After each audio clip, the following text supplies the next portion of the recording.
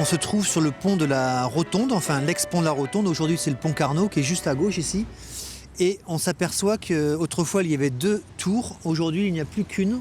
Elles avaient été édifiées entre 1905 et 1909 par un architecte qui s'appelait Bluy-Seine.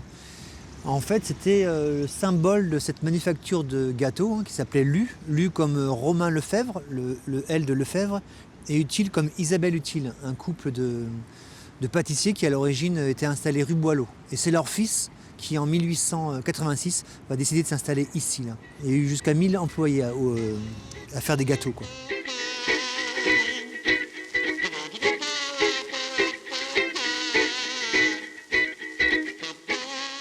Il y avait 2 tourlus, c'était un petit peu le symbole de la belle époque, l'ère industrielle. Il y a quelques employés qui sortent, je pense, et puis il y a aussi des belles élégantes. Donc on est un jour, alors soit ils posent pour la photo, soit on est un dimanche. Ici, il y a la seule tour aujourd'hui qui a été réhabilitée en 1998 par l'architecte Jean-Marie Lépinet. Et ici, c'est la tour qui a disparu, la seconde tour. Et ici, il y avait aussi des concours de pêche. Le dimanche. Il y avait un concours de pêche des employés, il y a quelques cartes postales où on les voit tous pêcher dans la Loire.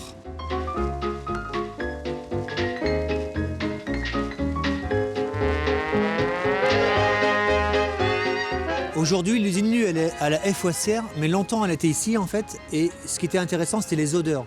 Les odeurs des pailles d'or, par exemple, de la confiture de framboise. Quand le vent venu de l'ouest arrivait, quand on passait à la gare ou quand on passait ici, en fait, on sentait vraiment les gâteaux. Et ce qui était aussi intéressant, c'est que les clochards, il y avait des figures à l'époque qui s'appelaient notamment Titine Vert de Gris et La Bouillotte. L'hiver, ils venaient contre le mur qui était très chaud, parce qu'il y avait les fours derrière. Ils venaient se réchauffer en fait. Les murs de Lu étaient très chauds. Mais l'odeur est toujours restée dans... Les vieux Nantais s'en rappellent très très bien.